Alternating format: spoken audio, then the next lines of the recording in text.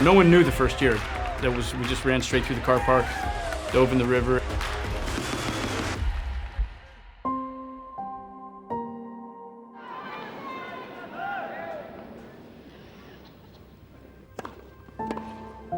He's done it. Started with Jim late 1990, won his first Grand Slam in 91, and then 91, 92, 93 were all pretty phenomenal years for Jim. So we had a good run and some great times, and he was a phenomenal guy to work with. And now, ladies and gentlemen, the champion, Jim Courier. I'd like to thank Brad Stine, my coach. Jose Hingis is back in America. I'd like to make a special wave to him. I'll see you tomorrow. Hope to be back next year. Thanks. This time last year, he was number 25 in the world, but it seems so right that he's standing here at the moment. His progress has been quite astonishing in 12 months. At that time, I think one of the things that pushed Jim to be as good as he was that he had a little bit of a chip on his shoulder about the fact that he wasn't given as much credit for being as talented as some of the other players. You know, you can say whatever you want about me, but today you'll say that I won the match, and that's the only thing that I want. All I want to read tomorrow is that I won the match. You can like me, you can dislike me, but today I won the match.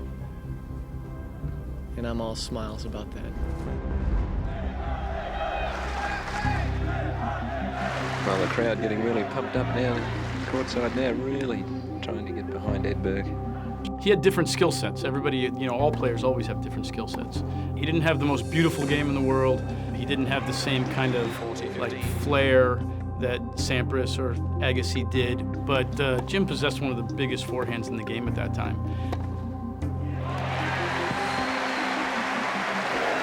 Stine really sweating it out, and Edberg putting it up to Jim, saying, "You'll have to beat me." Going all the way back to the 90s, you know, Jim worked with a sports psychologist. The in-between point time, we see that's the time when they're playing, you know, when you're striking the ball, everything's just kind of reactive, but it's how you deal with the moments right after a point when you lose or win a point. Well, it's tough out there for lots of reasons, pressure, heat. But for Jim Courier, it's really tough at this very moment because you've got such a lead in such an important match and you surrender it. It must be very difficult to come back. How you're managing your emotions, what your processes are as you go through the time in between the points in preparing for the next point and getting ready, or on changeovers and those kind of things. He had a mental toughness and a physical toughness that was just off the charts. As long as he could keep sets close, matches close, when it got to the end, the mental toughness that he had gave him a great chance to be able to win matches, which he did. Game, set, match, Courier. 3-1.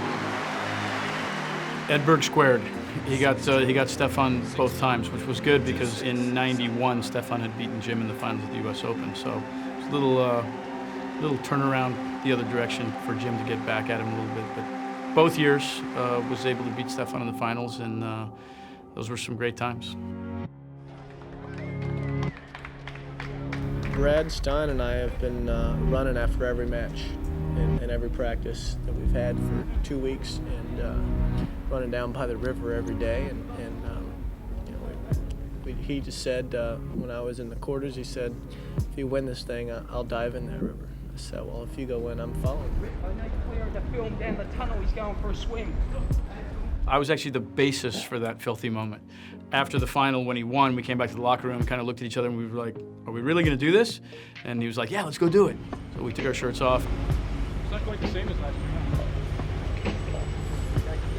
We should have waited until tonight and come back. No one knew the first year. We just ran straight through the car park, dove in the river.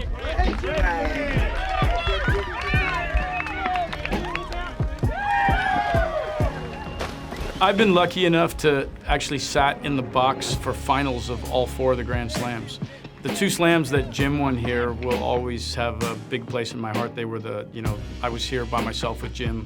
It's something I won't forget for a long time, I'm sure. amazing the emotions that you feel when you know the kind of commitment that a player's made to be at the level that they're at and be able to be successful in the tournaments.